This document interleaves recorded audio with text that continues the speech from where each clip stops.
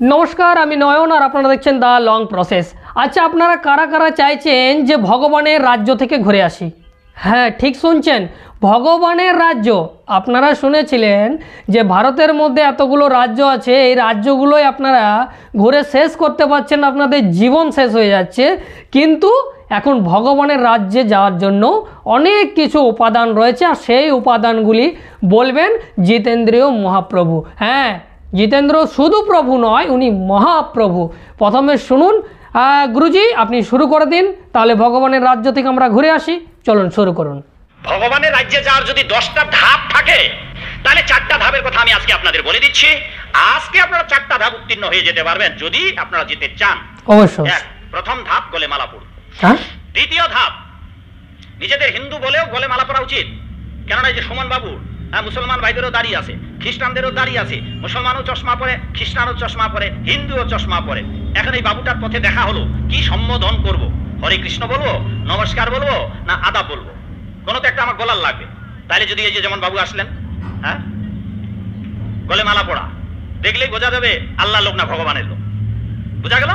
সেই জন্য অন্তত নিজেদের হিন্দু বলে পরিচয় দেওয়ার জন্য বাবা এই মালা পড়ার জন্য কোনো মন্ত্র নিতে হবে না, দীক্ষা নিতে হবে না, শুরু করতে হবে না, জন্মের পরেই আপনার ছেলে মেয়েদেরকে গলে মালা পরিয়ে দিতে পারবেন। এটা হচ্ছে ভগবানের রাজ্যে যাওয়ার 10টা সিঁড়ির একটা সিঁড়ি উঠে গেলেন, একটা সিঁড়ি উঠে গেলেন, বুঝা গেল বাবু সুমন? আচ্ছা আচ্ছা। দ্বিতীয় সিঁড়ি কি? আরেকটা ধাপ ওঠার উপায় একাদশী।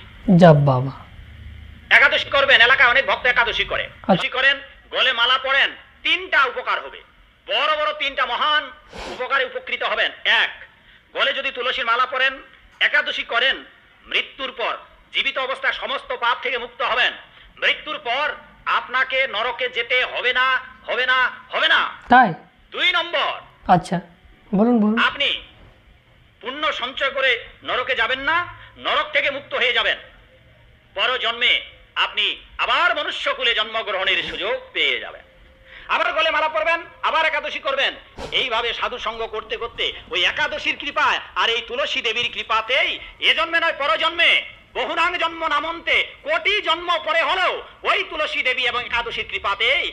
তাহলে আপনারা শুনলেন যে ভগবানে যাওয়ার যে রাস্তা রয়েছে, সেই রাস্তা মূল যে বিষয়বস্তু সেটা হচ্ছে গলায় আপনাকে মালা পরতে হবে আর একাদশী করতে হবে। কে বলছেন? না জিতেন্দ্রীয় মহাপ্রভু। যার জন্য আমি বললাম শুধু প্রভু নয়, উনি হচ্ছেন মহাপ্রভু। আচ্ছা আমাকে এটা বলুন তো, আইনস্টাইন কখনো গলায় তুলসীর মালা বা একাদশী করেনি, তাহলে উনি ভগবানের রাজ্যে গিয়েছে নাকি নরকে গিয়েছে, কোথায় গিয়েছে, বা তার মৃত্যুর পরে কি জন্মগ্রহণ করেছে? কারণ উনি তো অনেক দিন আগেই মারা গেছেন। তাহলে আজকে দেশ তাকে নিয়ে হইচই করছে, ওনার ব্রেনকে নিয়ে সায়েন্টিস্টরা রিসার্চ করছে, আর ইনি বলছেন যে গলায় তুলসী মালা আর একাদশী করলে আপনার সমস্ত পাপ মুক্ত হয়ে যাবে আর আপনি ভগবানের রাজ্যে যাবেন, নরকে আর যাবেন না, যাবেন না, যাবেন না। তাহলে আইনস্টাইন এগুলো কিছুই মানতেন না, তাহলে আইনস্টাইন কোথায় গিয়েছে? কারণ আজকেও আইনস্টাইনকে সকলেই, গোটা ওয়ার্ল্ডের মানুষ কিন্তু তাকে আজকে পছন্দ করে, তার উদ্দেশ্য, তার বিচার, যে অবদান আজকে আমরা ভোগ করছি। এই সমস্ত ভণ্ড, পাখণ্ড, পাষণ্ড এদের থেকে সাবধান বারবার আমি করে থাকি, আবার আজকে আপনাদেরকে সাবধান করছি যে এদের পাল্লায় পড়বেন না। কারণ আপনি জেনে রাখুন, আপনি জীবিত অবস্থায় যে কাজ করে যাবেন যদি মানুষের হিতের জন্য হয়, তাহলে সেই মানুষজন যখন আপনার নাম করবে বা আপনার যে আসছে জেনারেশন, সে প্রজন্মকে যখন আপনার অবদান সম্পর্কে সচেতন করবে, তখন তিনি কিন্তু সঠিক একজন ব্যক্তি হবে। যেগুলো আমরা কিন্তু জানি, যে মহামানব গৌতম বুদ্ধকে আজও আমরা জানি, ডক্টর বাবা সাহেব আম্বেদকর আজও আমরা জানি, সিধু কানু, বিরসা মুন্ডা, ফুলে আমরা সকলেই কিন্তু জানি, কাজী নজরুল ইসলাম আমরা সকলেই জানি।